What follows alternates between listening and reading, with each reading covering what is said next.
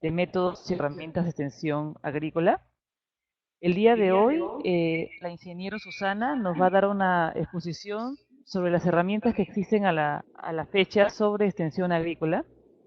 Solo para como una pequeña introducción, ella es ingeniero agrónomo, especialista en producción y extensión agrícola, con 20 años de experiencia en el área tanto a nivel de campo como en docencia y investigación. Solamente unas cuestiones técnicas. Ustedes no van a tener audio, pero si tienen preguntas, lo pueden ir haciendo a través del chat y al final de la presentación se irán respondiendo. Si tienen algún problema técnico, también me lo hacen llegar por el chat para yo poder ayudarlos. Entonces, bueno, sin más preámbulo, voy a dar paso a Susana para que empiece su exposición.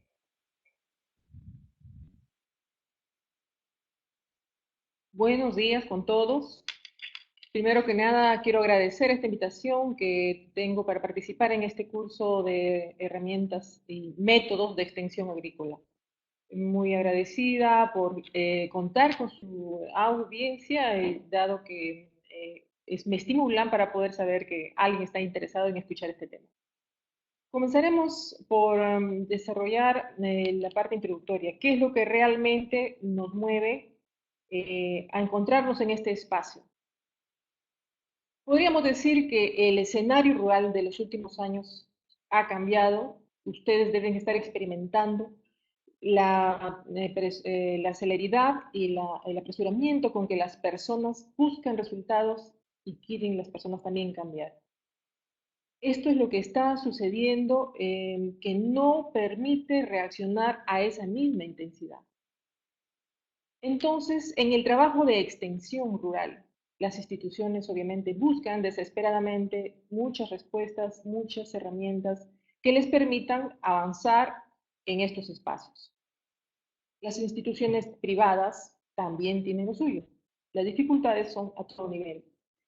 Y es por eso que se desarrollan nuevos enfoques y nuevos métodos de extensión que pueden ayudar a mejorar la prontitud y eficiencia de estas nuevas demandas rurales.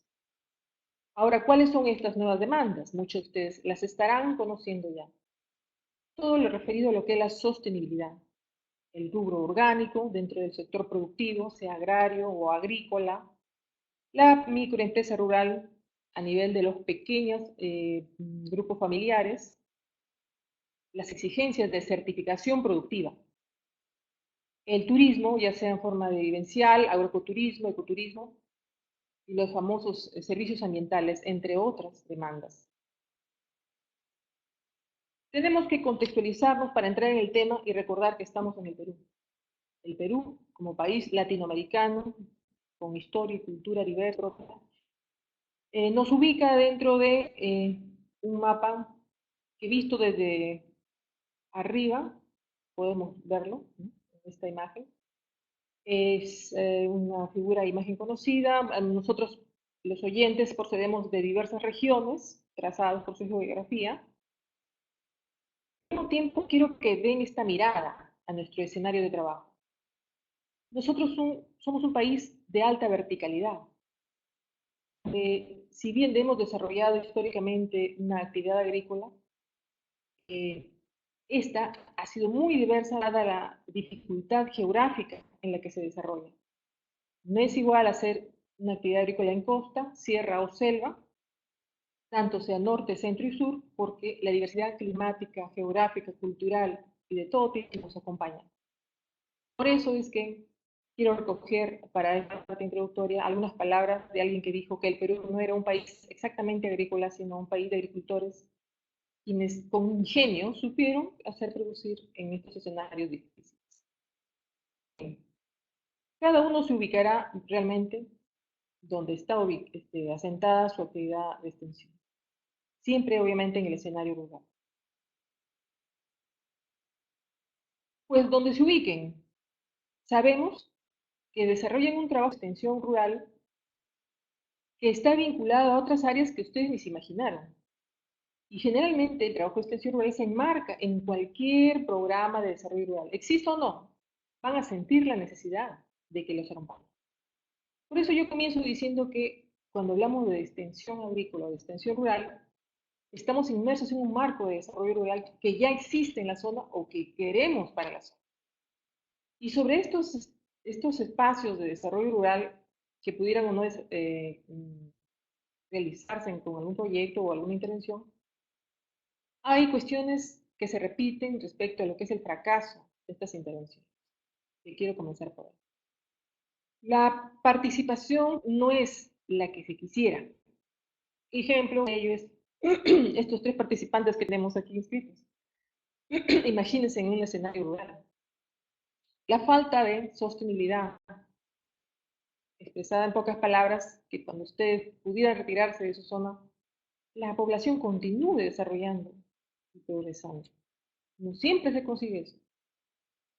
La falta de equidad de género, que mucho se habla, mucho se tilda de justicia social, de inclusión social y de sexo participantes, pero realmente la equidad de género tiene otras connotaciones para el desarrollo que vamos a hablar más adelante y que no se trata en la medida adecuada. Otro tema aparte es la comunicación, que si bien ha alcanzado altos niveles tecnológicos, sigue siendo precaria y deficiente a nivel de los espacios rurales.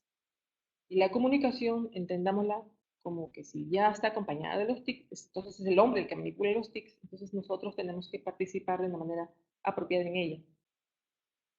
Y al final comento como parte de estas razones profundas de los problemas del desarrollo, es la falta de pertinencia en las intervenciones que se realizan.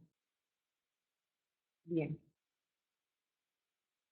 Entendamos como pertinencia, es una palabra para mí un tanto complicada, he visto que ustedes la han repasado dentro de su capacitación, pero pudiéramos darle tal vez otros significados, otras interpretaciones, así que quiero quedarme con esto.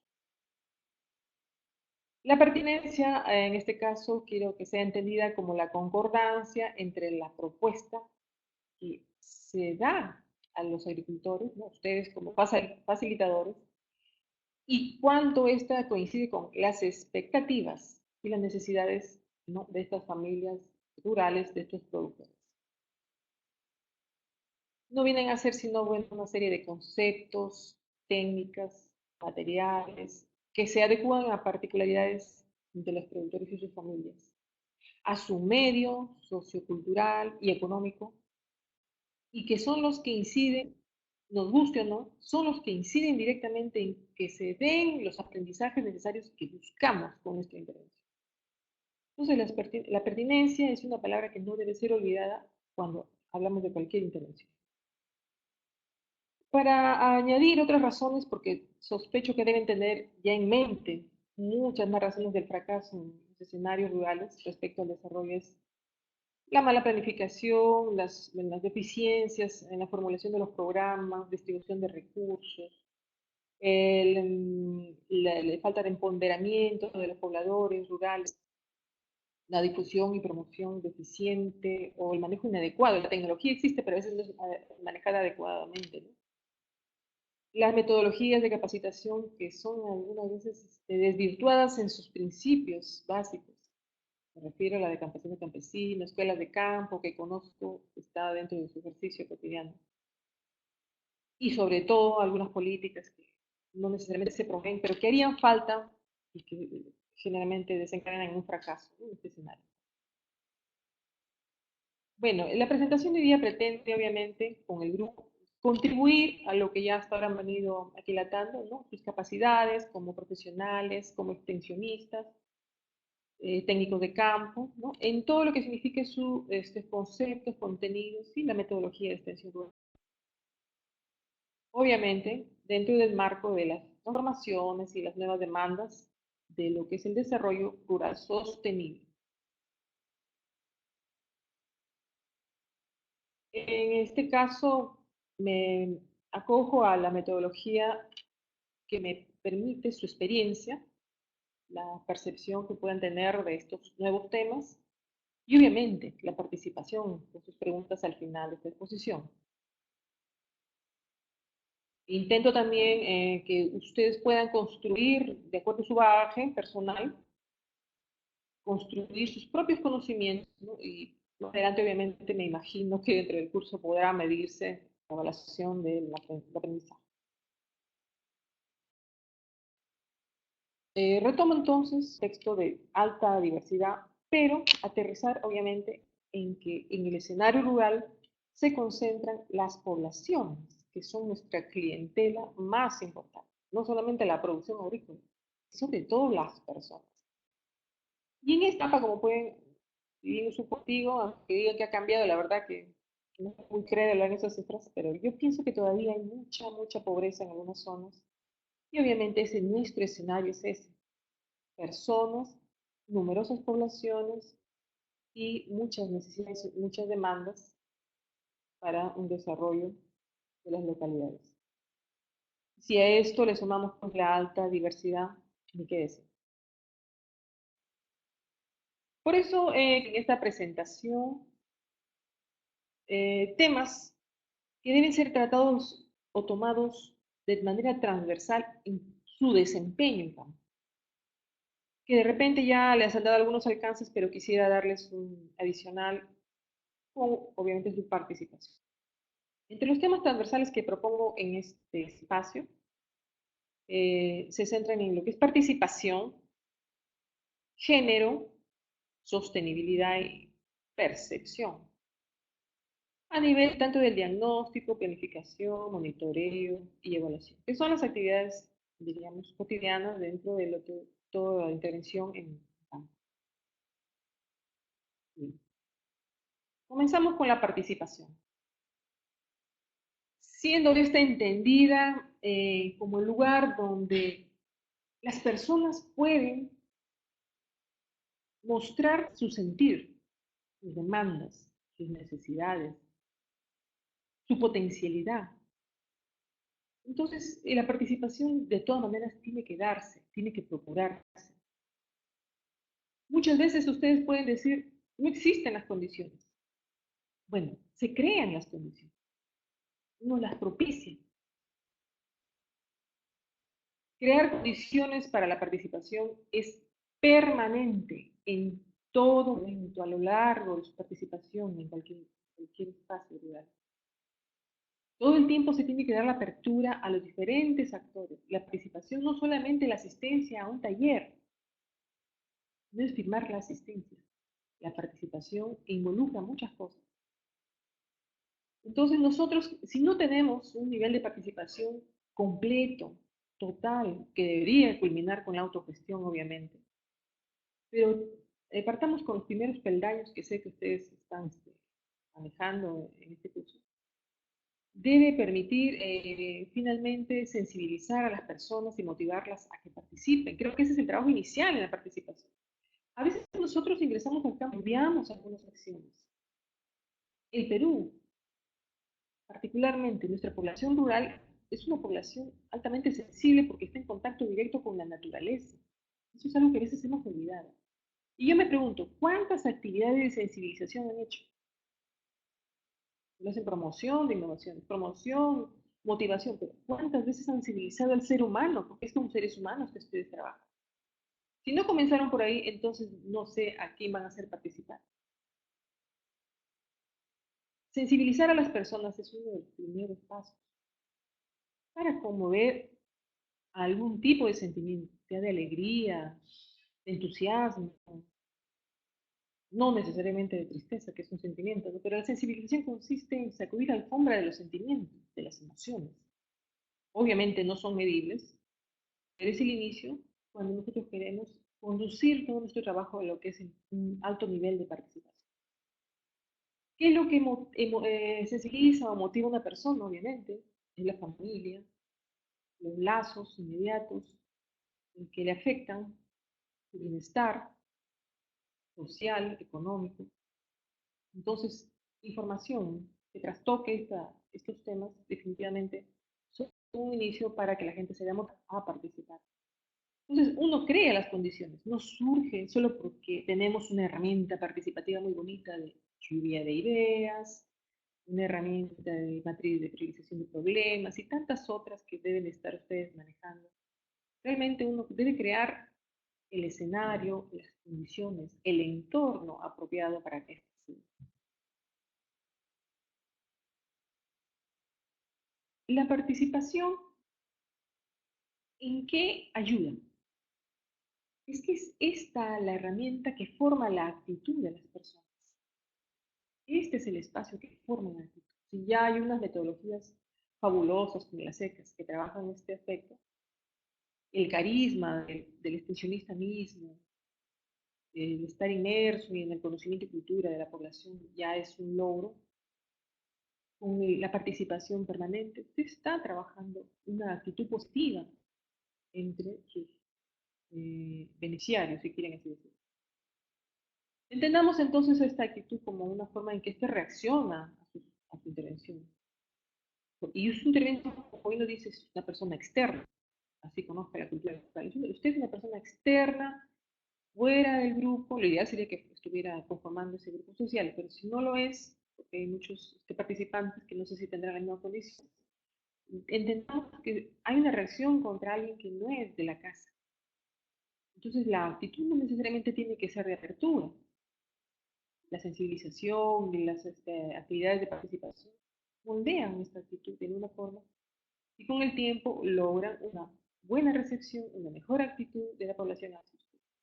Como lo dice aquí, se basa en componentes emotivos, que es la sensibilización, positivos, que es lo que están acostumbrados a llevar, que es la información de soluciones técnicas, y la racionalidad, ¿no? El sentido común en todo aquel paso que se pueda dar con pero la participación también, de alguna forma, potencia lo que es el desarrollo humano. Una palabra de repente que hemos olvidado. ¿Por qué? Porque les da las condiciones para que ellos realmente expresen a manera de una catarsis, expresen no solamente sus deseos y expectativas, sino sus desencantos. Eh, sus desencantos sean o no justificados y no necesariamente que los tengamos que resolver ni nada por el estilo, sino simplemente que quieren ser escuchados. Ese es un ejercicio saludable que te ofrece el espacio participativo. Y decimos que eso es un potenciamiento al desarrollo humano porque cuando ellos se dan cuenta que pasan por esta etapa, y siguen aportando y siguen trabajando y siguen desarrollándose, lo hacen como un ejercicio permanente y se dan cuenta que sirve para tomar fuerzas, detenerse y retomar la acción y sentirse como lo que son, seres humanos susceptibles a equivocarse, susceptibles a que alguien se equivoque también con ellos, pero que no significa un detenimiento, sino que tienen que retomar fuerzas para poder continuar. Muchas otras cosas más que ofrecería este espacio participativo, pero si no lo tomamos en esta dimensión, no podemos entender nunca de qué se trata. En las preguntas finales podemos de repente abordar otros detalles y otras inquietudes que pudieran tener respecto a este tema. Vamos al siguiente punto. El aspecto de género, que deben haberlo tocado en su capacitación. El género entendido muchas veces porque si es hombre o si es mujer, o sea, lo limitamos en el aspecto sexual y creo que este es uno de los grandes errores cuando entramos en el tema de género. Si bien hay que considerar diferencias de carácter sexual o físico, hay que entender las otras diferencias, que es los roles de cada individuo. Las diferencias sexuales no se pueden cambiar, mientras que los roles para cada individuo de diferentes sexos sí son diversas. Entonces el género realmente debería ser entendido como el rol que tiene cada individuo de diferenciación sexual. Pero este rol tendría que estar aprobado y permitido por el grupo social al cual pertenece y en el cual interviene. Entonces el concepto es móvil, no es el mismo concepto o manejo del trato de género en una comunidad u otra, es la que realmente la comunidad reconoce como rol dentro de cada género al interior de su comunidad. Entonces ahí el concepto se abre, se particulariza en cada escenario de trabajo. Bien, entonces género diríamos también como un elemento transversal a toda intervención, desde inicio al fin. Me he centrado un poco en la parte del diagnóstico, que son los primeros trabajos más en campo, que tenemos que entender que deben de recoger aspectos de género con tareas concretas, con herramientas concretas, que es obviamente lo que les va a interesar. Pero también tenemos que entender que hacer un diagnóstico simplemente es averiguar algo más de lo que no sabemos, pero siempre ignoramos algo. Por eso me gusta a mí esta frase que dice, es encontrar un nivel óptimo, pero siempre de ignorancia, ¿no? No podemos saberlo todo. Pero si tratamos el tema de género, estamos dando un paso más. Cito estas imágenes porque entiendo que muchos de ustedes manejarán herramientas participativas. Hay muchos momentos los cuales uno se puede valer para escoger este tipo de instrumentos. Sin embargo, que no se usan justamente para el género, vamos a mostrar, y que no necesariamente son de carácter gráfico visual como el que vemos acá, sino que son de carácter activo, como puede ser una función de títeres, como puede ser un sociodrama, o como puede ser una historia de vida. Aspectos que realmente permitan una expresión directa del poblador respecto a la información que se necesita en un diagnóstico. Por ser diagnóstico no le quita lo recreativo a las personas. No olviden que estas personas viven todo el tiempo trabajando o en el quehacer de la sobrevivencia. Entonces, es lo mínimo que se les puede ofrecer si realmente queremos lograr su participación.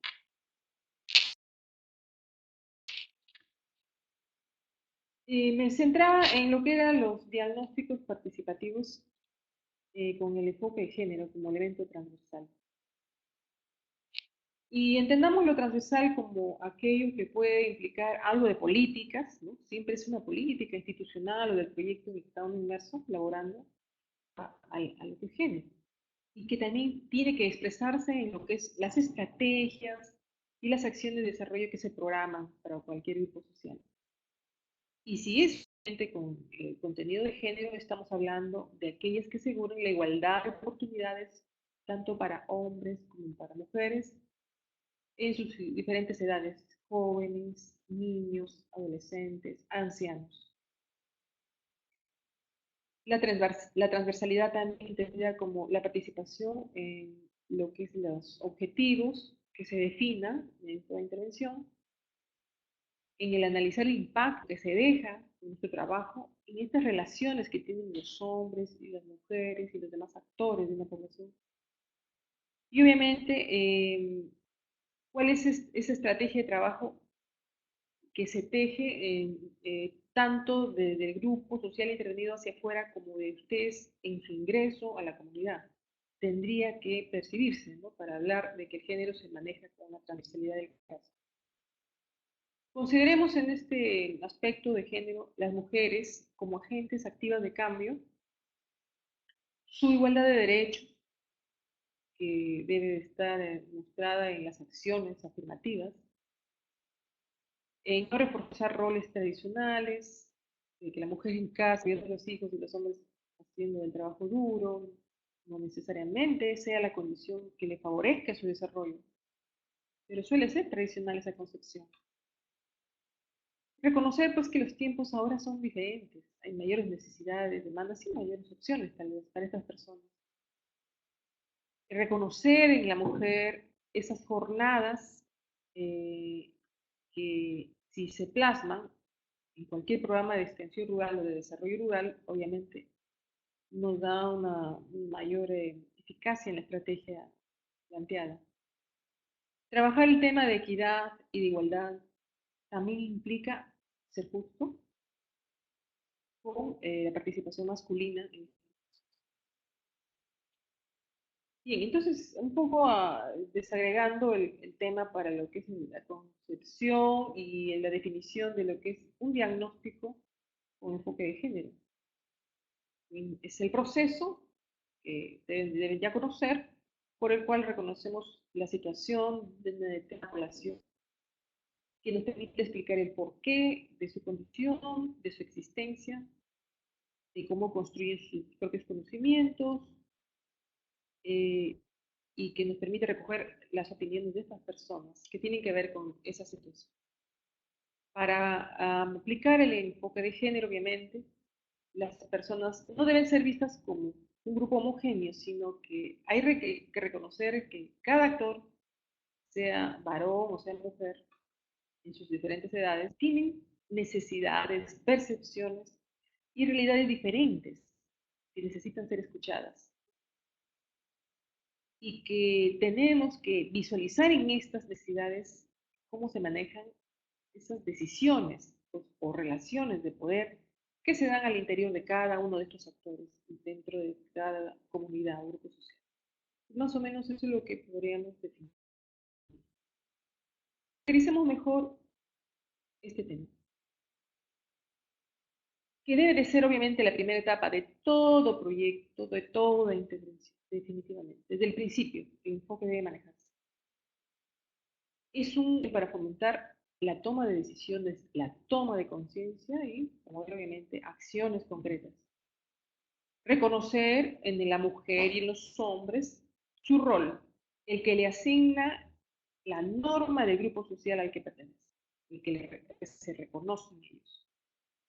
La participación de los grupos se asegura, obviamente, si damos este enfoque en el manejo de nuestro trabajo y si hay esta equidad de participación con enfoque de género, obviamente la representatividad se acentúa. Trabajar con género es reconocer, obviamente, que no solo los hombres manejan un conocimiento o el saber. Todos los actores tienen lo suyo. Trabajar con género implica que podemos o debemos o buscamos o nos importa visualizar cuáles son esas relaciones de poder en la comunidad. Un poco político, importante al fin y al cabo, quién y de quién depende la gran decisión.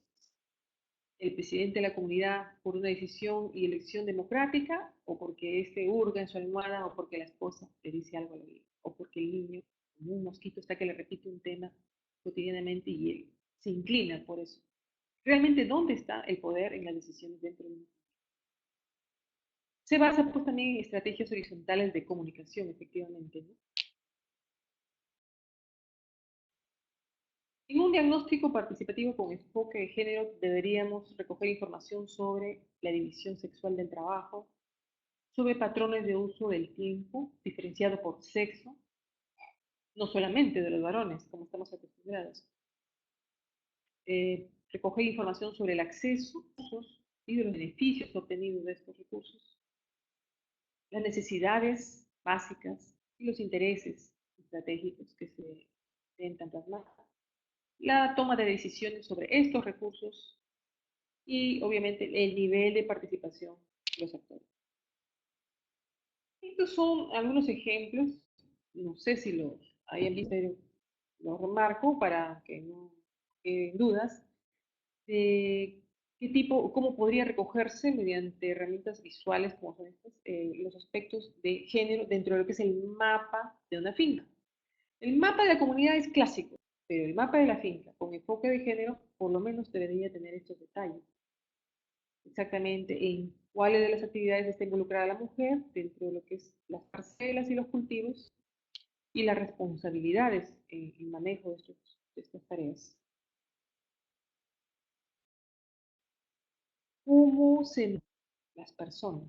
Mapa de movilidad respecto a las actividades productivas. Eh, a nivel del hogar, obviamente, la mujer se centra, pero de esta, ¿cómo se desprende, cómo se despega el resto de tránsito? La visita a los familiares y el tiempo que invierten, el pastoreo de animales o animales perdidos, las reuniones del pueblo, o sea, de madres, comedor popular, el vaso de leche, etcétera, etcétera. las visitas de hospital, que habla de los valores, de las priorizaciones que tienen las mujeres en este rubro, ¿no? Visitas al mercado, la participación productiva o de comercialización en sus actividades. Cómo se moviliza, no solamente en distancia y en tiempo. Esto comparado con el de varón, para que se reconozca a ambos, ¿no? La equidad de todas maneras tiene que darse en género. Entonces en el varón igualmente. Cada uno importante y trascendental y reconocida en este tipo de gráficos. El uso del tiempo, un ejemplo también interesante, donde desde que se levanta hasta que se acuesta, cuáles son esas tareas que desarrolla cada uno al interior de la familia. Pero obviamente, miren ustedes aquí cómo destaca el aporte de las mujeres y de los hijos. Hay un aporte. No se ha reconocido en los demás diagnósticos. En un diagnóstico con enfoque de género tendría que reconocerse y tendrían que existir medidas, ¿no? Medidas de inclusión para estos grupos, para estas personas. Igual, otros ejemplos de enfoque de género respecto a actividades domésticas y productivas y calendarizadas, como en este caso. Lo que desarrollan las mujeres como actividades generales a lo largo del año, muchas de forma continua, muchas de forma alterna. Sin embargo, visualicen ustedes en este breve ejemplo quién desarrolla actividades de manera permanente y que son las que lo hacen mejor y son las que les asigna su rol y son las que deben de ser reconocidas. Igualmente, en el análisis de beneficios, recursos naturales, cómo se usan, quién las usa, quién decide el uso, qué beneficios se obtiene del uso de estos recursos y a dónde se dirige el dinero, beneficio de las ventas de estos recursos. Este tipo de análisis de beneficios nos dice exactamente a dónde se dirigen ese dinero al interior del hogar y en qué lo invierte. Y eso nos orienta a dónde debemos apuntar inversión de actividades o nuestra inversión financiera respecto a los resultados que más impacto generarían. Y obviamente, como ustedes pueden ver, si invierten en las mujeres acá, están influyendo en ventas, están influyendo en el consumo, están influyendo en crianzas, pero que son el ahorro, ¿no? Como es el tema de porcino. Entonces, ¿cómo no nos va a ofrecer una información valiosa este tipo de cuadros? Bien. Entonces, esto, bueno, ustedes me parece que ya lo manejan. Considerar en la fase de diagnóstico actividades que realizan tanto varones como mujeres en los aspectos que facilitan o limitan su acceso, uso y control de estos recursos, de los cuales ceden, cómo influyen en la decisión sobre estos recursos y sobre ellos mismos, y cómo al interior de su familia obviamente se dan las divisiones de trabajo respecto al manejo y decisiones.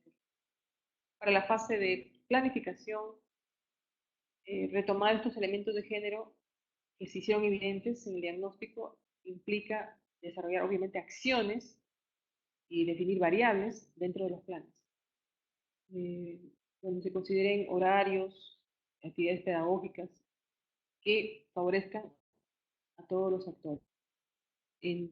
Considerar niveles de comprensión dentro de cada rol que se desempeñe y dentro de cada necesidad particular que ellos expresen. Todo ello, obviamente, considerando aspectos culturales.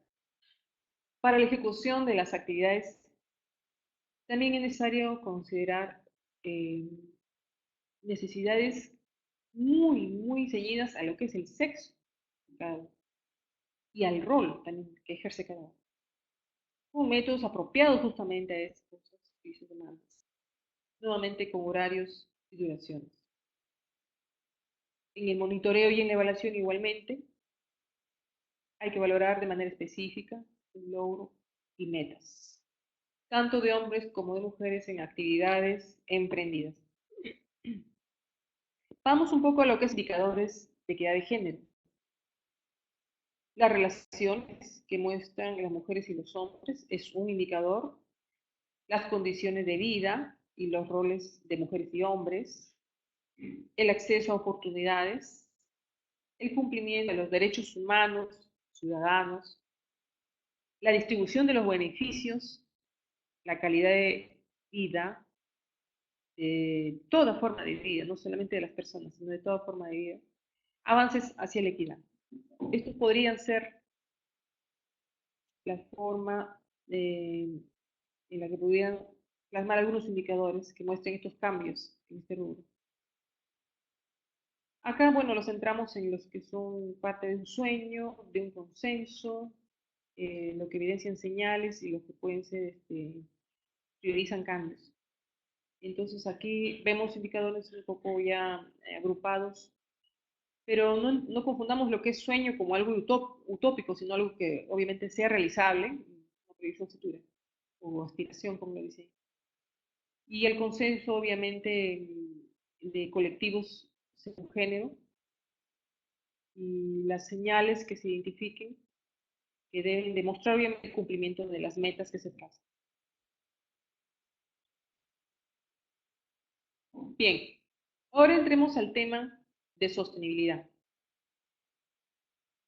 En el tema de sostenibilidad, entendida esta como aquel enfoque que se encarga o se preocupa de promover autogestión, de evitar el asistencialismo que muchas veces pecamos y caemos sin darnos cuenta o queriendo justificarlo muchas veces por determinada situación urgente. Sostenibilidad entendida como el empoderamiento, que a veces no podemos manejar, a veces las condiciones no son las que quisiéramos, pero forma parte de ese rubro.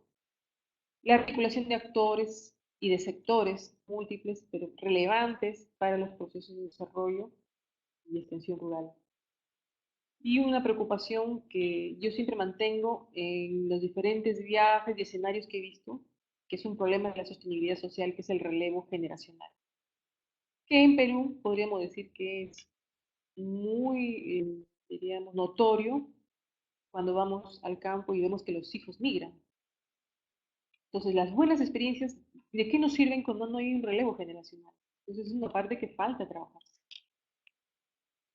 Bien, vamos a ceñirnos un poco en lo que se define como desarrollo sustentable, que es satisfacer demandas presentes sin agregar las capacidades de generaciones futuras para atender necesidades propias. Es una definición ya conocida y la de algunos otros autores para enmarcar un poco lo que vamos a hablar. Bien, entendamos entonces todos ya como diagnóstico rural participativo a todos los actores que podemos ver en esta imagen. Niños, vecinos, lazos familiares, compromisos de relaciones organizacionales entre los actores, etcétera. ¿No? Todos los que tienen que formar parte del grupo intervenido. Bien, cuando hablamos de sostenibilidad, me estoy enfocando a lo que son las estrategias de vida. Es una forma, una mirada transversal a toda intervención, en este caso, del diagnóstico, al igual que el género, que debe de convertirse como una herramienta permanente porque es muy útil para poder entender y para poder plasmar una mejor estrategia de trabajo en campo. Esto obviamente recojo en base de la experiencia de los proyectos que ha tenido el CATI de Costa Rica y que se basa en una teoría de desarrollo rural que es los medios de vida rurales sostenibles y que más adelante se vierten en un enfoque de estrategias de vida para las intervenciones. Este enfoque se usa sobre todo, ¿no?, desde el inicio, de manera transversal, como dije, en los diagnósticos de comunidades y territorios, en los planes de gestión territorial, los planes de gestión de cuencas, en investigaciones, en lo que es también monitoreo y evaluación. Más o menos este cuadro nos resume de qué se trata. Explicamos. Toda familia, ¿no?, que vive en una vivienda se vale de una serie de ingresos y actividades que la generan, obviamente, Se desarrolla una serie de actividades de consumo, son las flechitas celestes a su izquierda y derecha que pueden ver en el gráfico, y que obviamente también desarrollan actividades de procesamiento, de intercambio, de mercado. Pero todas estas actividades que se describen, y veamos flechita hacia arriba de la foto, se basan en bienes. ¿Cuáles son? Capitales. Natural, capital humano, capital social y capital económico. Bien. Estas actividades que se valen de estos capitales les permite diseñar a cada familia una estrategia de medio de vida. Es decir, en otras palabras, cómo sobreviven, haciendo qué, vendiendo recursos forestales, vendiendo productos agrícolas, produciendo para autoconsumo, basándose o auxiliándose de algunos aspectos del vaso de leche, del comedor popular para sobrevivir, o de lazos familiares, o de remesas que le lleven más del hijo. ¿Cuáles son? ¿Cuáles son esos ingresos y esas actividades que se desarrollan para su sobrevivencia? Todas ellas, sumadas en cada familia, es lo que se define como una estrategia de medio de vida. Pero ¿qué dice esta teoría? Dice que estas se observan en su esencia y real funcionamiento cuando se produce un estado de shock, que vemos acá a la izquierda. Shock y estrés. Un estado de shock dado por un recurso natural afectado ya sea por una plaga, por una inundación, por una sequía, por instituciones que fenecen, que las afecta, por una infraestructura que se destruyó o se debilitó o no tuvo mantenimiento, por un tema histórico, un tema ambiental, cultural, demográfico, etcétera, sea el que fuere. Por ejemplo, tenemos el fenómeno del niño, el fenómeno de la niña, los últimos sismos, shock financiero, etcétera. Condiciones de estrés que, sin embargo, al momento de darse, nadie se explica, sino esta teoría, de que las familias siguieron viviendo y nadie los ayudó. Es este modelo de desarrollo de estrategias de vida el que explica cómo se superan estos estados de shock y estrés. Porque de alguna manera, dentro de su pobreza y su instinto de supervivencia, desarrollando todas estas actividades, siguen comiendo, siguen atendiendo, aunque sea de manera artesanal, su salud, disponen todavía de agua para beber, alguna forma de educación. Todavía hay estas gentes, un ejemplo clásico es el terrorismo. Hubo mucha migración y muchos que quedaron, ¿cómo sobrevivieron? Hay cosas que se explican con esta teoría.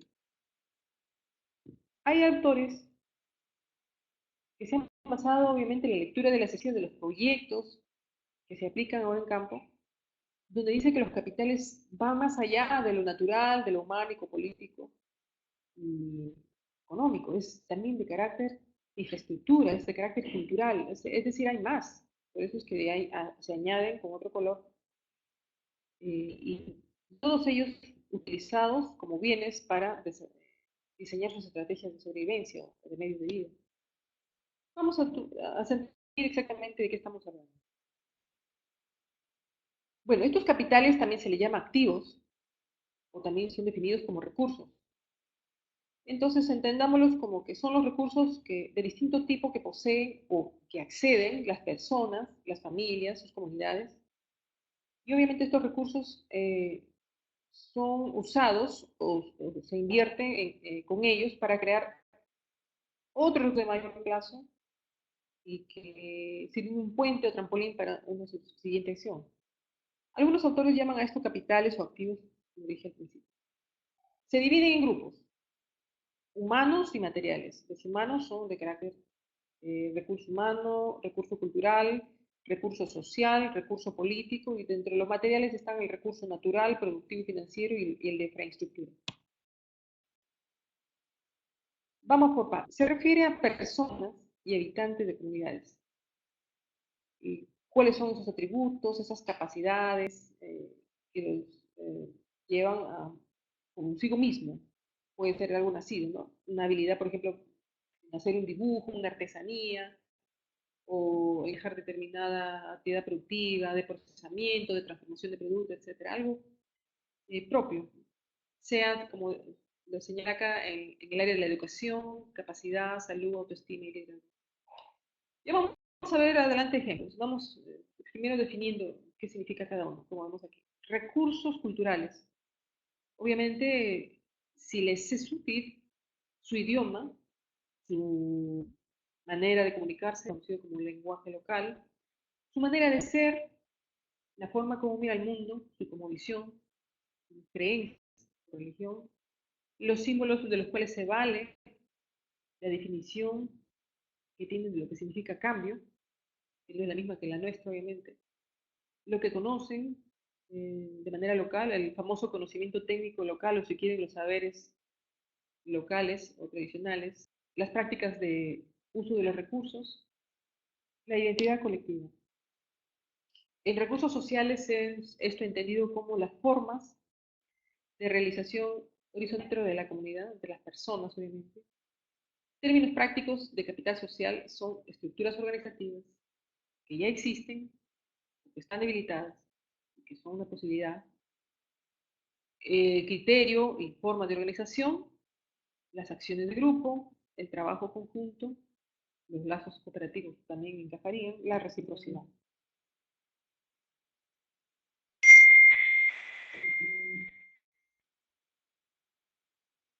Los recursos políticos, el grado de incidencia que tiene la comunidad en procesos externos a ella, pero que los afecta. Exactamente cómo pueden incidir en la gestión y en el acceso a estas decisiones que los afectan. Esta es la parte política. La presencia de instituciones de poder, las conexiones con organizaciones locales, el acceso a procesos e instancias de decisión fuera de...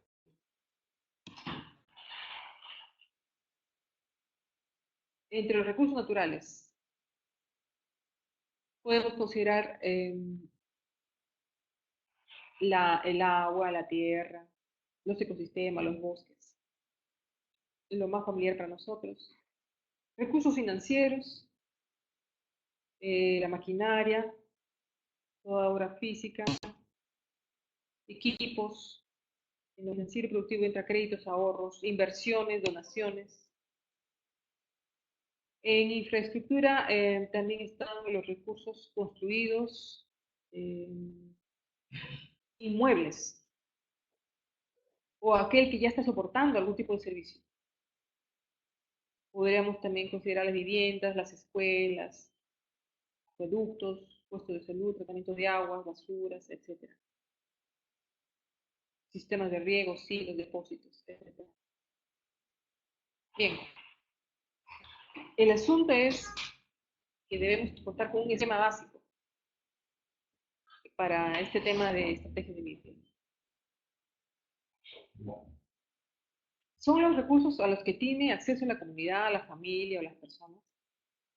Y luego la forma en que estos recursos se usan y se articulan en los diferentes medios de vida para crear una estrategia. Y obviamente en este esquema básico se examina el nivel de satisfacción de las personas, exactamente qué buscan al desarrollar esas actividades, en qué me satisface. Obviamente, ahí viene la diferencia de la satisfacción, el tema de género, por eso decía que son temas transversales. Me satisface de manera completa o parcial aquella necesidad o aquel interés que tengo, ¿no?, con esta estrategia de vida desarrollada. Bien, vamos a algo más esquemático. El recurso es, partimos de qué recursos tiene y accede, como individuo, grupo, familia o comunidad. Luego, ¿cómo los usa o cómo los articula para diseñar sus estrategias? ¿Cierto? Es un conjunto o grupo de medio de vida que diseña para hacer una sola estrategia de sobrevivencia. Y finalmente, ¿cuáles son esas necesidades que logra satisfacer de esta forma creativa de articular los recursos? Necesidades, si podemos ver más adelante, básicas. Entonces, un esquema muy general que las variables cambian porque en las comunidades o zonas intervenidas los recursos son diversos, la cultura es diversa, en los grupos sociales igual, las políticas diferenciadas en cada sector. Las estrategias de vida, entonces, se sirven, estas diferencias, sin embargo, las necesidades son fijas, son las mismas. Las necesidades básicas son las mismas. Entonces, ahora digamos, ¿qué entendemos por medio de vida? Viene a ser, como dije, las actividades que realizan estas personas, familias y grupos, por los cuales se genera dinero, bienes, servicios, para satisfacer sus necesidades más inmediatas. Eso es un medio de vida. Ejemplo, parcela de producción de maíz, parcela de café, huerto casero, emplearse como mano de obra en otra finca, contar con un almacén familiar o alquilar un ambiente de almacenaje, desarrollar alguna unidad móvil, bueno, el escenario rural puede ser en camiones, actividades de pastoreo, ganado mayor o menor, eh, migraciones temporales justificadas que generan ingresos, beneficios, pero con retorno asegurado, todo eso forma parte de los medios. Cada uno de estos, cada uno de estos medios de vida, obviamente, hay que generar una forma de acceso, una serie de diferentes recursos. Por ejemplo, en la parcela de maíz, requerimos de un capital natural, que es el suelo, la tierra, el capital humano, que son nuestras personas, un grupo humano, un conocimiento, obviamente, del cultivo, que es, diríamos, el que más dominan ellos, y obviamente aspectos financieros. Antes de entrar a estrategias, de repente hay alguna duda con medios o con el enfoque general de lo que es esta propuesta. No sé si podríamos recoger algunas preguntas.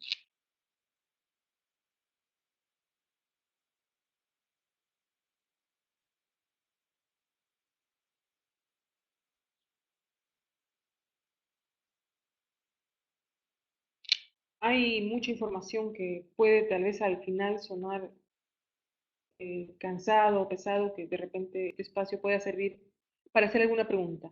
Quisiera que se aproveche, por favor. A ver, buenos días. Si alguien tiene alguna pregunta, la puede ir haciendo por el chat para que yo se la pueda pasar a Patricia. Tenemos unos 5 para a 10 minutos más o menos.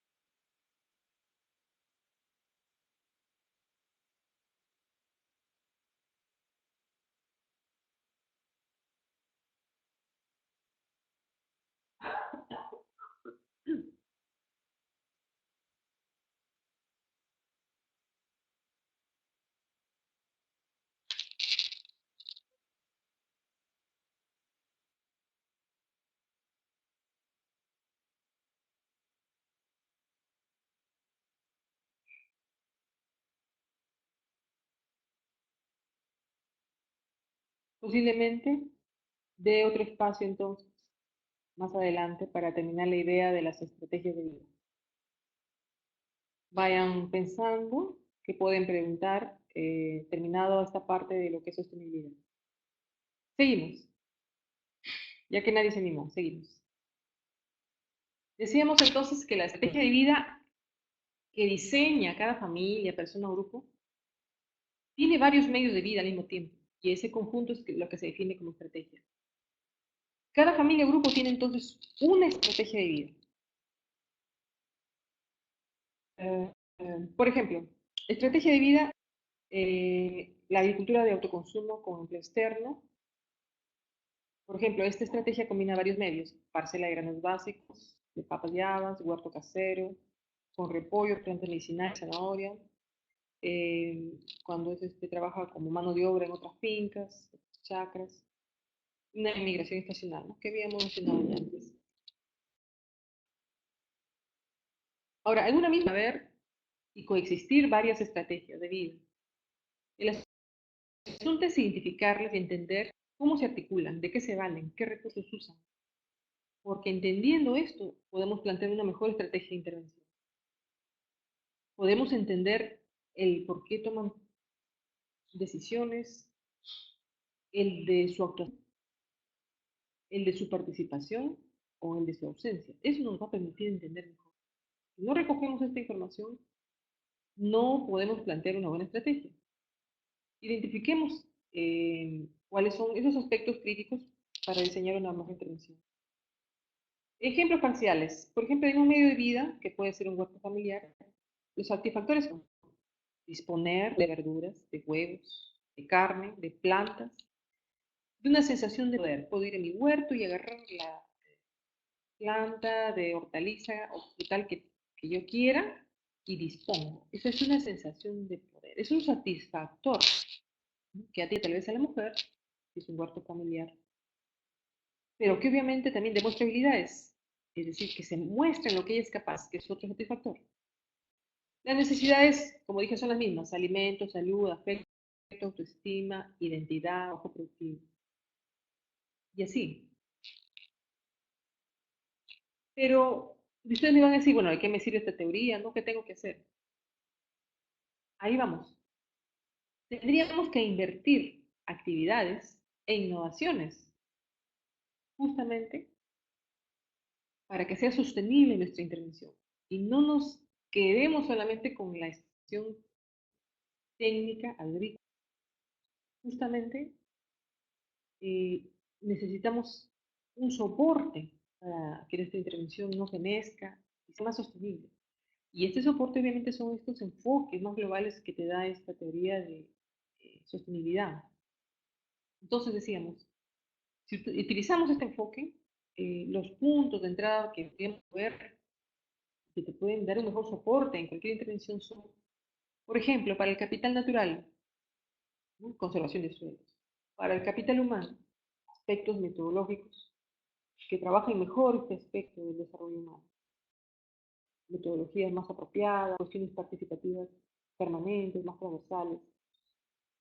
Capital social, espacios de concertación, reducir la democracia al consenso, es lo más saludable.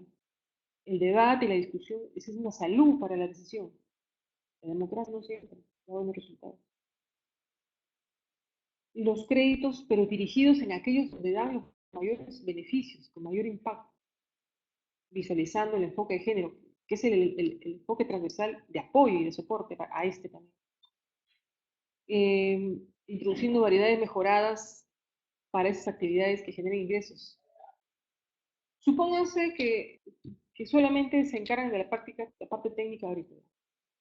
Y nos olvidamos de los otros aspectos. Entonces, definitivamente nos quedamos cortos. Aquí tenemos que vincular cada capital, cada recurso en nuestras decisiones o las estrategias que planteemos. También tenemos aquí aspectos de nutrición familiar, aspectos de cadenas de mercado, son, diríamos, que podríamos tratar para poder promover este enfoque. Bien, y para más o menos describir a qué necesidades humanas fundamentales nos estamos refiriendo, eh, los grupos son necesidades de la persona, necesidades de entorno y de acción. Conocidas son las básicas, ¿no? Alimentos, salud, resguardo, reproducción, seguridad. Las de la persona, miren, ¿eh? Las de la persona que de repente se trabaja mucho con la transversal de la cuestión participativa que hablaba inicialmente. El afecto, conocimiento, la identidad, ese sentido de pertenencia que todo el mundo desea, necesita, que está acompañado de lo que es la espiritualidad y el autoconocimiento, la autoestima y la responsabilidad. Del entorno, ahora que hacemos todo tipo de análisis, nos valemos de un entorno inmediato, un entorno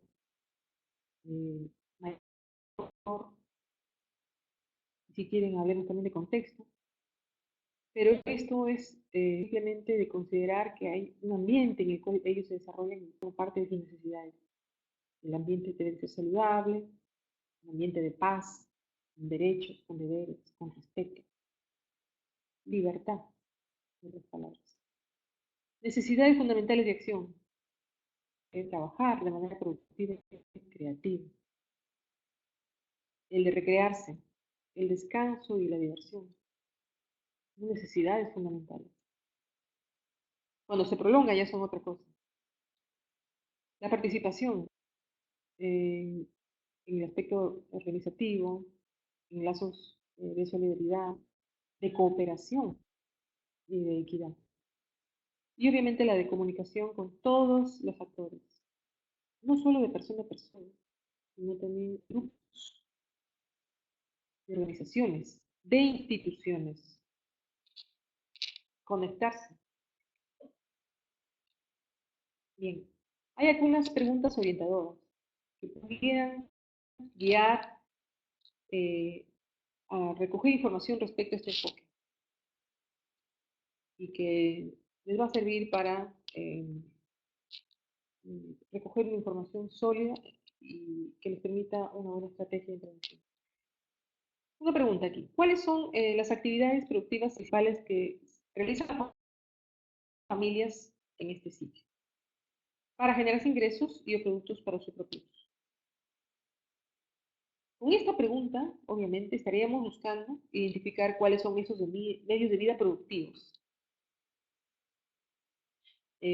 Como dije al principio, no olvidemos que hay temas como mesas, ¿no?, dadas por las migraciones. No solamente las migraciones son porque la gente sale a capacitarse, a veces migran para trabajar en el extranjero y hacer envíos de dinero. Es un rubro que a veces nos olvidamos.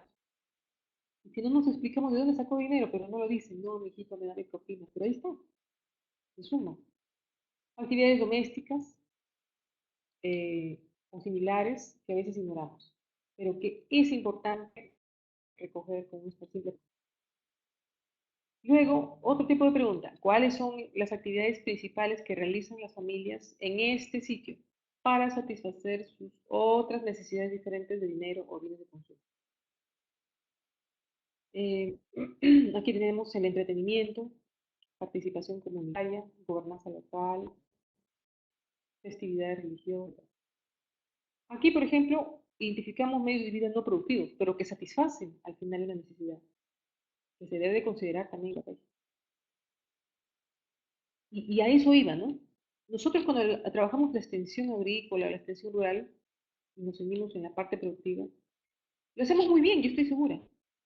Pero, ¿qué pasa? No tengo respuesta. No logro el interés, no todos participan. De repente, la curva de adopción se cumple, primero es un poquito, después ya crecerá y me quedo con esa esperanza de la teoría de la curva de adoptantes, pero no, no necesariamente es así. Hay otras explicaciones que tienen que ver con nuestro enfoque. Justamente lo que necesitamos identificar. Una tercera pregunta. ¿Cuáles son las principales formas en que las distintas familias combinan las actividades? Y aquí ya hablamos de grupos diversos de familias. Bueno, en este caso la idea es identificar cuáles son estas estrategias de vida principales. Y aquí, las familias que se dedican al café, ¿qué otras cosas hacen? Y las que no se dedican al café, ¿qué hacen? Todo eso ayuda. Y finalmente, ¿cómo podría darme nombres o lugares donde encontrar personas o familias de cada uno de los tipos?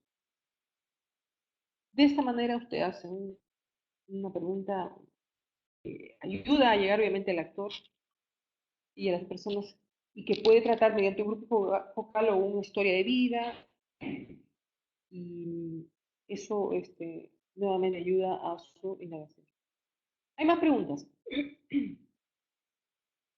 ¿Cuáles son estas actividades productivas principales que realizan las familias en este sitio para generarse ingresos y productos para su propio uso? Aquí también estamos sumando ya dos cosas. Medio de vida, temas de migración, pero hay que preguntar sobre la superficie de las fincas. Bueno, esos datos de repente sí son más comunes de tener. Y hay que hacerlo visible en un papelógrafo, ¿no? Siempre con las herramientas de visualización. Una pregunta lanzada al aire y puede ser una respuesta gráfica y con datos muy puntuales. ¿Cuáles son las actividades? Una siguiente pregunta. ¿Cuáles serían las actividades principales que se realizan dentro de cada familia? En específico, hacer necesidades diferentes a lo que son bienes de consumo, como son participación, entretenimiento. Nuevamente hacer la lista. Creo que es la que vimos anteriormente. Bien, entonces podemos hacer un repaso de muchas de estas preguntas y los comentarios de apoyo al facilitador que pueden tranquilamente ustedes revisar, a no hacerlo cansado. Al final, se trata de trasladar todos estos datos por cada grupo entrevistado o encuestado según los capitales. Seguimos este tipo de protocolos, sumen y ordenan la información y obviamente hay que memoria igual de lo que se ha venido diciendo por cada capital. Esto inclusive, una vez diferenciado y consolidado, puede desarrollarse como un análisis foro y obviamente trabajar sobre las debilidades y las oportunidades sobre las fortalezas. Estas son herramientas puntuales de cómo debe trabajarse en un DRP. La información a recoger para manejar este enfoque en las intervenciones. Bastante práctico, diría yo. Pero me van a decir, sí, pero muy complicado, la matriz, el marco lógico. No. Bueno, hágalo de la forma que mejor les acomode, pero que consigne esa información que se requiere. Hay otras formas de herramienta como la que visualizamos ahora mismo. Una pregunta general para identificar estrategias de vida. ¿De qué vivimos? Los que tenemos tierra, los que no tenemos, los que alquilamos, etcétera.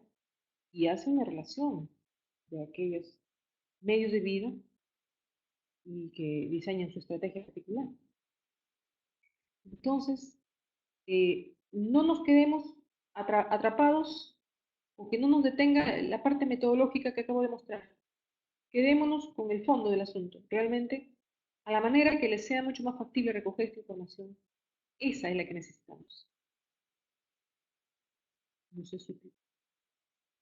Bueno, este tipo de herramientas, por ejemplo, que estoy mostrando, son las clásicas y las usuales en todo diagnóstico.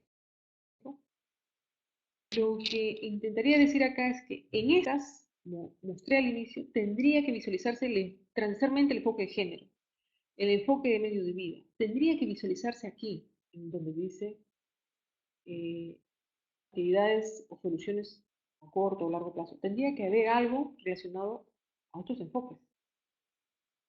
Y dentro de los problemas tendrían también que distinguirse aquellos recogidos por género. Entonces, estos esquemas, ¿no? Visuales participativos que utilizamos tendrían que tener una expresión más completa de acuerdo a los enfoques que estoy proponiendo. Eh, necesito el marco lógico porque diríamos es lo más usual, lo más regular, lo más común, ¿no? Para hacer la planificación de muchas intervenciones.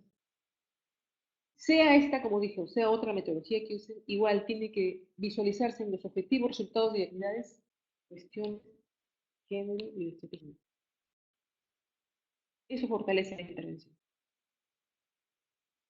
Y obviamente hablemos de sostenibilidad. Bueno, aquí si hacemos una señal de la flechita, entre las actividades y subactividades, como dije también de manera más programada, tendrían que visualizarse dentro de los responsables a las jóvenes, no solamente a las mujeres, a los hombres.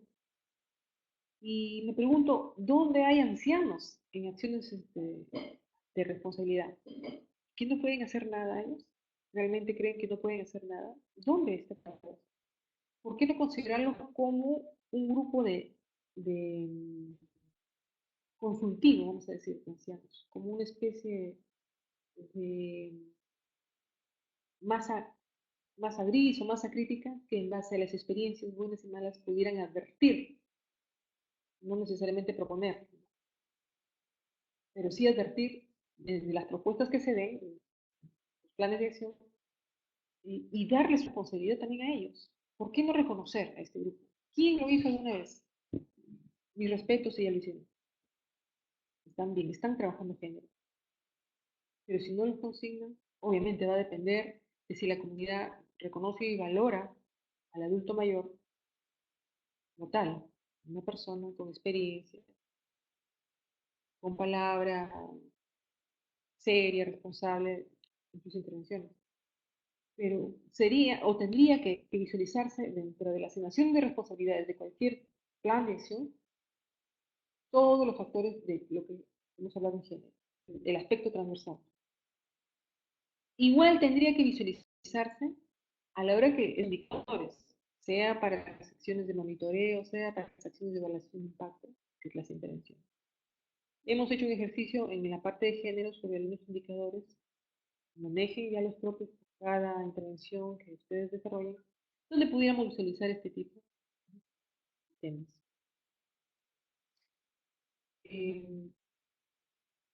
Aquí también podemos ver algunos espacios donde tendrían que visualizarse los indicadores, ¿no?, con enfoque de género y de estrategias de vida, y los responsables lo señalarían como yo creo, sean individuales o grupales. Igual son herramientas en las cuales tendría que visualizar. Bien. Y hasta acá diría que hemos tratado de no solo de explicar un poco el enfoque de estrategia de vida, de la teoría que se desprende de desarrollo rural, sino cómo la aplicarían transversalmente partiendo del diagnóstico, monitoreo y evaluación. Y aquí ya estaría por abordar el último tema, que es pertinencia, pero antes quisiera dar un espacio para algún comentario.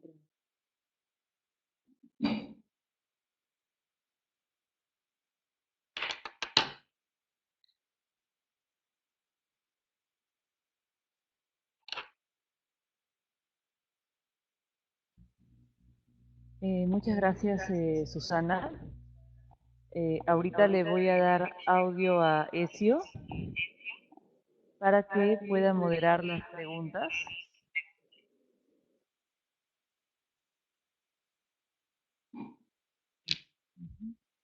Ezio, ¿me escuchas?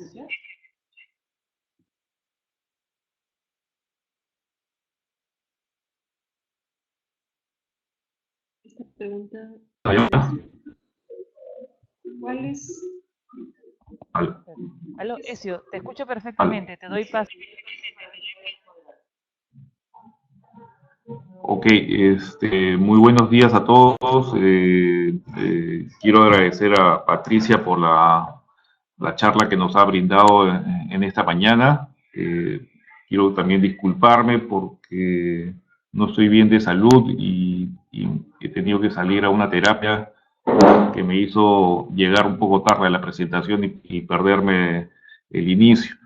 Quiero darles la bienvenida a nombre de Solidaridad y la plataforma virtual, ¿no?, a todos los participantes, tanto en Perú como en México, ¿no?, que son los participantes de este grupo de capacitación del curso de métodos de capacitación para la extensión agrícola en café, ¿no? Y esta es una oportunidad, ¿no?, tener a Patricia eh, comentándonos un poco de su experiencia en la extensión agrícola y todos los pasos que se dan previos y cómo tomar estrategias, ¿no?, para poder enmarcar el estudio que esta semana, que a partir de la siguiente semana empezamos en el curso, ¿no?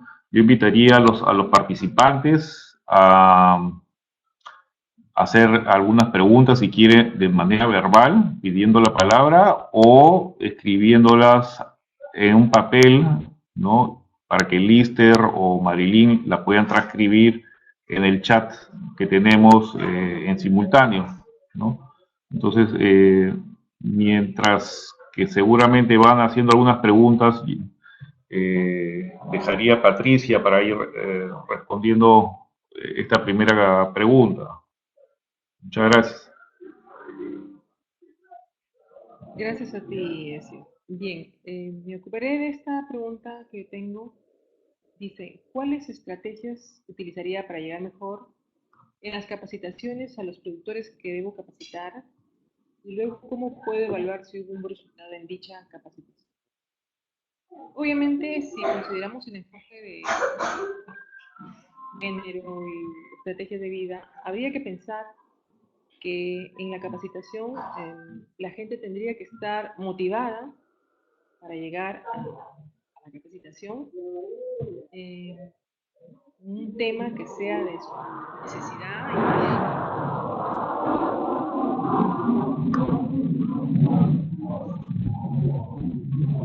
y tener un método apropiado a su forma de aprender, a su disponibilidad de tiempo, a su capacidad o nivel de preparación, a las condiciones que le resulten mucho más factibles para participar, teniendo en cuenta su nivel de movilización, que los va a distraer de su quehacer cotidiano.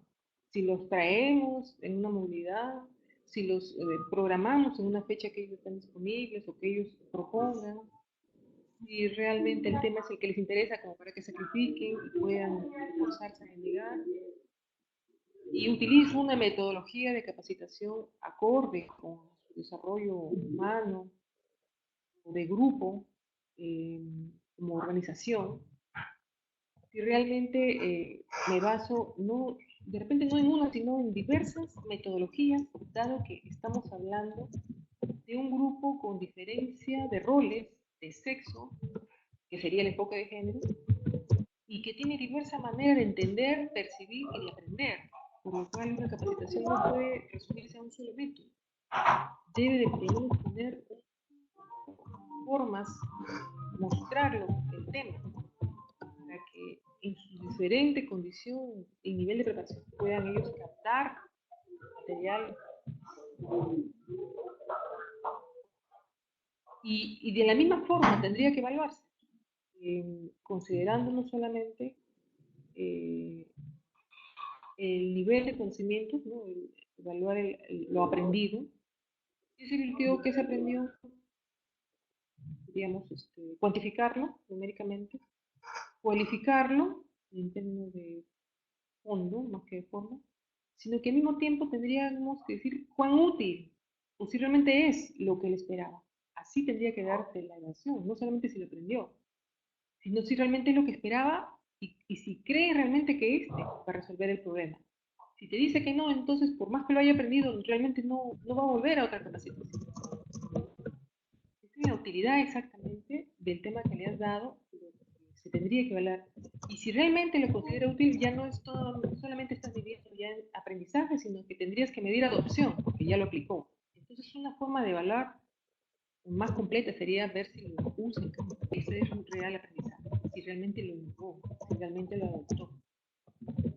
Esa es la forma de evaluar un resultado de capacitación. Y esas son las condiciones que tendrían que procurarse para el fin de baile. Insisto, ¿no? La participación requiere como un previo una sensibilización, una motivación. Siempre hay que bombardearle a la gente cuestiones previas que la animen, ¿no? Que trabajen la actitud, que es lo que realmente a veces es difícil de tener. Es un tema de repente hasta de psicólogos, pero que los extensionistas tenemos que saber manejar.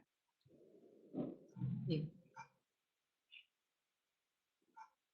Bien, hay una pregunta, ¿en base a qué está referido los recursos o capitales? En realidad, recurso o capital es casi lo mismo dentro de este enfoque. Si decimos recurso, es recurso natural, por ejemplo, es de aquello de lo cual dispone, de lo cual se vale, sino que también puede decirse capital natural, ¿no? Que es lo mismo que recurso natural. Puede ser recurso forestal, recursos agrícolas, pecuarios, acuícolas, artesanales. ¿Cuáles son esos recursos o capitales? Tendría que ser lo mismo. ¿Cuáles se valen los individuos para atender necesidades básicas? A eso se refiere lo que es un recurso capital.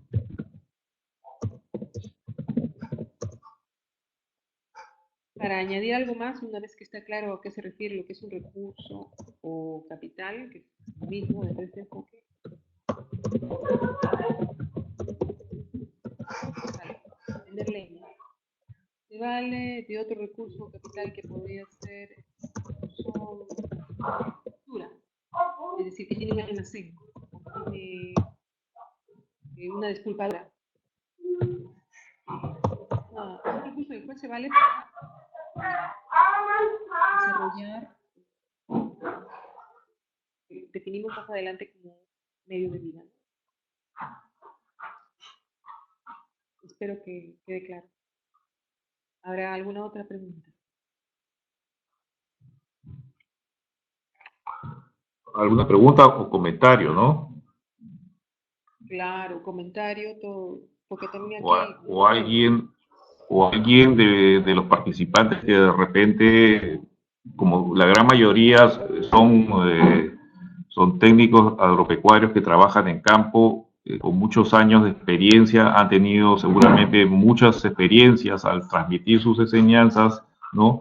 Y han tenido ciertos problemas en la llegada o en la recepción del mensaje, y de repente quieran preguntarte, eh, explicando con sus ejemplos, ¿no? Sus vivencias, eh, por qué no han tenido la efectividad que ellos pensaban que iban a tener.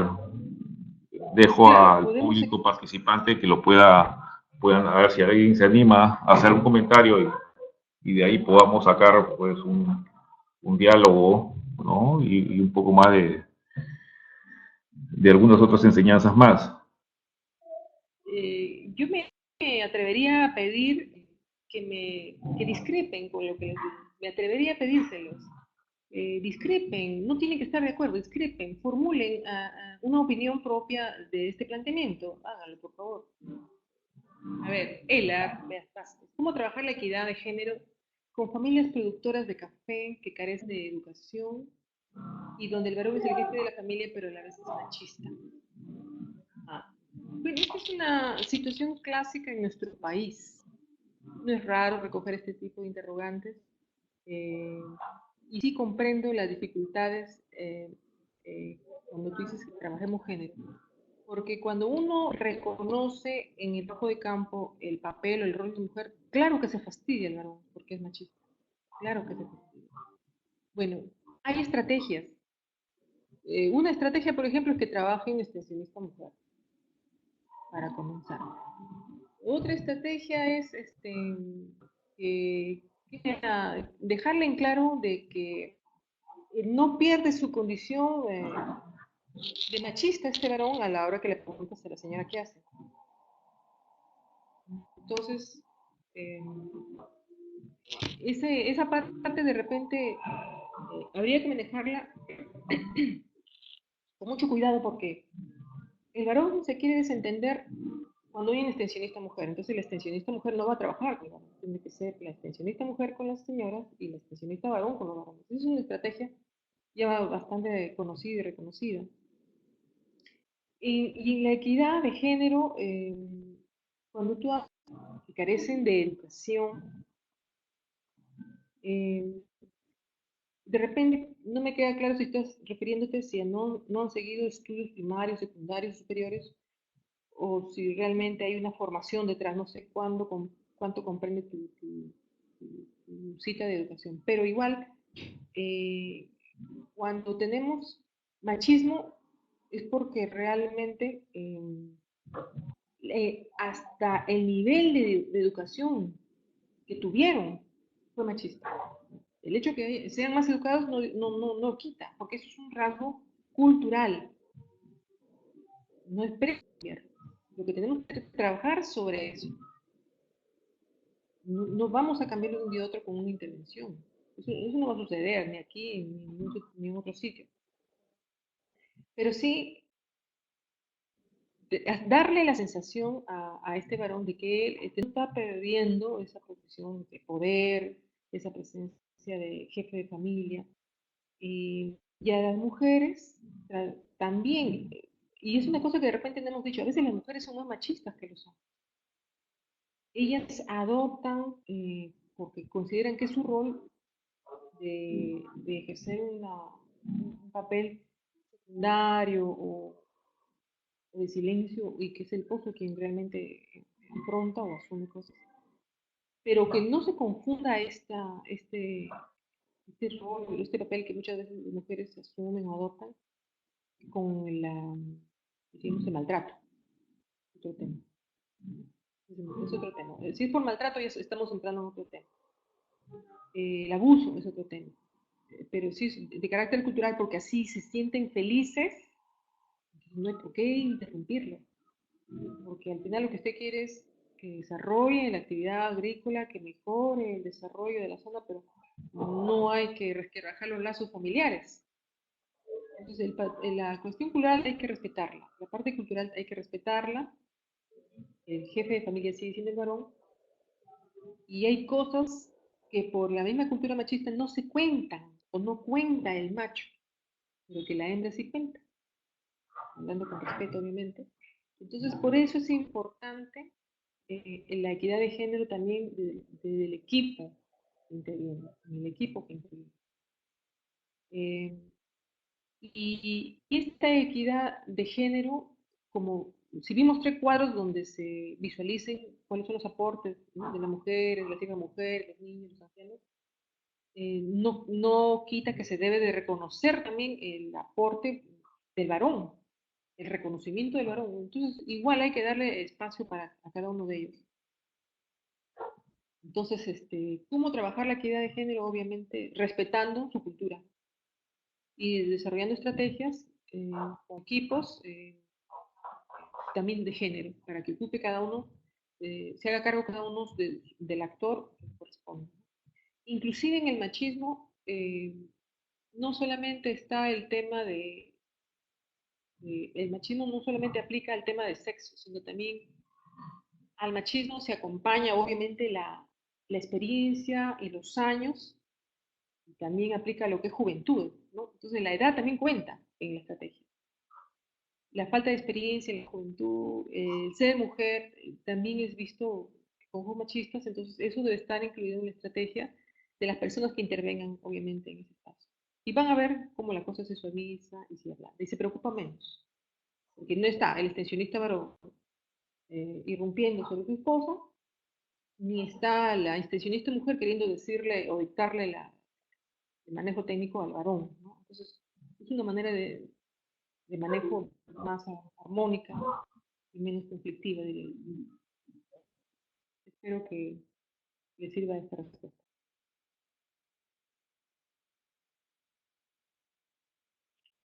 ¿Alguna otra inquietud?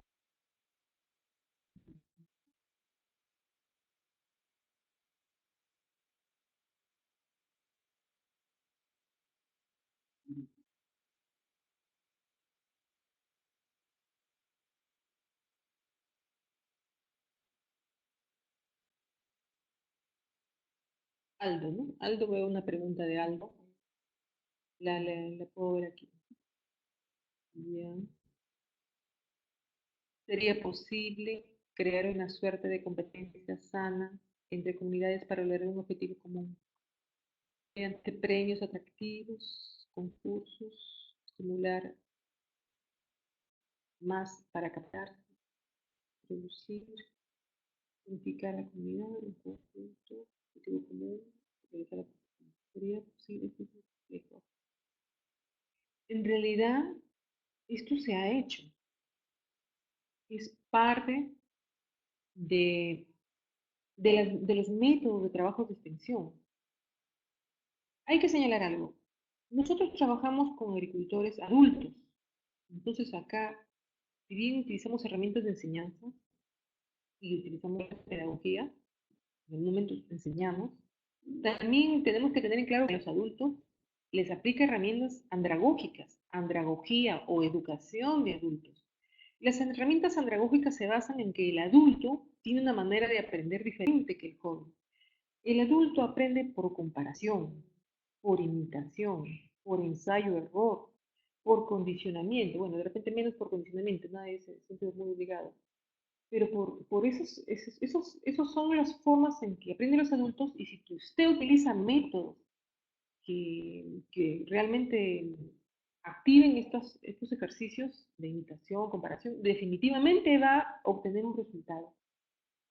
¿Cómo se comparan? Por ejemplo, con una gira. Una gira lleva de un escenario a otro escenario, tal vez mejor desarrollado como modelo, se comparan. No hay método más persuasivo que la gira. Es lo mismo que hacen con las pasantías, que mucha gente se va al exterior, viene con otra cosmovisión, viene con otras ideas, se compara y dice, pero yo tengo mejores posibilidades, porque estoy así? Voy a mejorar. Y ese espíritu de competencia lo siembra. Y definitivamente, claro que se puede hacer. El método de concursos, por supuesto, utiliza ese ingrediente que a veces dejamos de lado, que es parte de las necesidades de la persona, la recreación, de grupo, de la familia inclusive. Y es conocido de repente, no sé si lo han escuchado, que el Centro Internacional de la Papa hacía concursos para que las familias de las comunidades capturen una plaga que es el gorrojo de los Andes, y que larvitas de este insecto que se come las papas, creo que es muy conocido, y que salían en las noches a los campos más cercanos, obviamente a las viviendas, a capturar los adultos con una lamparita. El que conseguía el mayor número de adultos por peso ganaba un módulo de herramientas. Eso ya se ha hecho hace tiempo, de los años 90. Entonces, por supuesto que los concursos son válidos. El asunto es que el premio realmente sea de interés y obviamente tenga usted la capacidad de ofrecer un premio de esta naturaleza. Entonces, los concursos son válidos. Ahora, puede ser reconocimientos o premios no necesariamente materiales. Puede ser un diploma, una cuestión pública, un reconocimiento público, una medalla, puede usted aliarse a instituciones para una medalla, etcétera, etcétera. Es una forma creativa que podría usted encontrar según su escenario. Y realmente no es complejo, es bastante práctico de desplegar, ¿no? Actividades recreativas, de repente es lo más fácil de hacer con ellos, pero que lo obviamos porque queremos que perdamos seriedad, formalidad, y realmente no es así. Logramos compromisos, se desinhiben, y eso es lo que estamos buscando realmente. Entonces, definitivamente la competencia es uno de los ingredientes bajo los cuales los adultos sí pueden trabajar. Y quiero añadir algo, no olvidemos que el hombre, desde que apareció en la historia el hombre, eh, ha sobrevivido primero como recolector de alimentos y luego cuando domesticó las plantas. Cuando domesticó la planta, dígame usted, ¿acaso hubo algún fitomejorador? Jamás. Ellos mismos, por ensayo error, por observación, por selección, domesticaron las plantas y pudieron sobrevivir y proveerse de alimentos. ¿Por qué ahora va a ser diferente? Entonces no estamos ante una persona incapaz. Ellos mismos pueden proveerse de esta sana competencia de comparación, de práctica y experiencia, de ensayo error. Ellos pueden hacerlo. Hay metodologías que les permite, como la de campesino a campesino, que les permite a ellos por sí mismos por las experiencias de los más viejos, por las ideas creativas de los más jóvenes, y de reunirse de predio en predio atendiendo los problemas de cada uno. A uno le va a interesar que vaya todo el grupo a su finca y le trate de resolver los problemas según la experiencia que tenga cada uno. Esos son procesos metodológicos que favorecen este tipo estimulan al agricultor en su participación y que aprenden y adoptan, no solamente aprenden, sino adoptan, que sería lo ideal. Y como no, trabajan en el realce de la autoestima. Ahora, la metodología de escuelas de campo tiene ese ingrediente fundamental de la autoestima. Hay algunos estudios e investigaciones hechos en el Centro Internacional también con cooperación holandesa, ya esclarecieron que las escuelas de campo tienen ese ingrediente que lo diferencia de las otras metodologías, que trabaja mejor la autoestima de sus participantes. Quedan más eufóricos, con más expectativas, con más aspiraciones. Comparándolo con otros métodos de capacitación, todos igual crean una enseñanza y un aprendizaje. Pero ¿cuál es la añadidura de las ECAs? Esa motivación, esa autoestima. Esa la tiene la ECA, a favor. Claro, es lo que más se está practicando hoy en día y que también tiene algunas limitaciones, pero que no es el tema, digamos, de esta comunidad. Pero sí, me parece interesante. Otra pregunta. ¿Hasta qué nivel es correcta la participación de niños o niñas en la producción familiar? hasta la medida en que forme parte de sus actividades cotidianas, no obligatorias, ¿no? De lo que es la costumbre practicar dentro de la familia y la comunidad, sin explotación, sin obligación, sin quitarle su beneficio remunerativo, ¿no? Eso también es explotación. Y cuando estén ellos en capacidad y en condición de querer participar, tampoco se les puede impedir. Hasta ese nivel es correcta la participación. Diríamos que la participación de los niños y niñas a veces está supeditada a otros factores que habría que averiguar en el marco de lo que es estrategia de vida, como por ejemplo que son hijos de mujeres que son cabeza de familia, sea porque son viudas, o sea porque han sido abandonadas, o porque viven separadas, o porque han tenido problemas de violencia familiar. Entonces, sería importante observar cuál es esa razón que reúnen los niños y niñas para participar. Ojo, ahí estaría, diríamos, y nos ayudaría a delimitar de manera correcta cuál es ese nivel de participación según las razones que tenga para intervenir. Esa sería mi respuesta. Muy bien, me gusta que me pregunten algo más. Contradíganme, por favor. ¿Alguna otra cosa más? Si ustedes se ponen a analizar, miren, sus preguntas están directamente relacionadas con el enfoque de estrategias de vida. Totalmente, directamente. La parte social es una parte débil que a veces se da y que se cae todo el trabajo de extensión de meses, se cae porque la parte social no está bien trabajada. Y este enfoque de estrategias de vida es de mucha, mucha ayuda.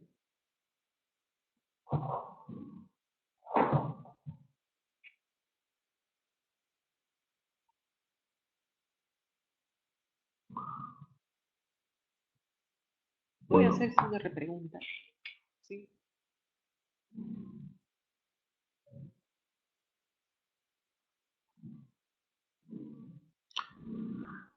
Ezio, te escucho, ¿qué querías decir algo? Sí, lo que pasa es que se cayó la internet por mi casa y recién acaba de llegar.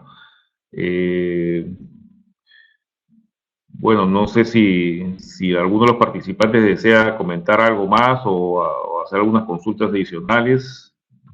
Y si no hay ninguna más, bueno, agradecerte a ti, Patricia, a Yanina, las soluciones prácticas por el apoyo que nos han brindado para llegar a todos nuestros amigos participantes del curso, ¿no? Le estaremos enviando seguramente la presentación y algunas, las mismas consultas de repente que han hecho, ¿no? Yo te pediría, Patricia, de repente, si es que puedes, si pueden colocar tu email ahí para si alguien desea hacerte una consulta directamente, alguno de los participantes te puede ubicar directamente, ¿no? Y bueno, pues que tengan un buen fin de semana a todos y muchas gracias. Sí, cómo no, no habría problema, puedo poner mi correo. A ver.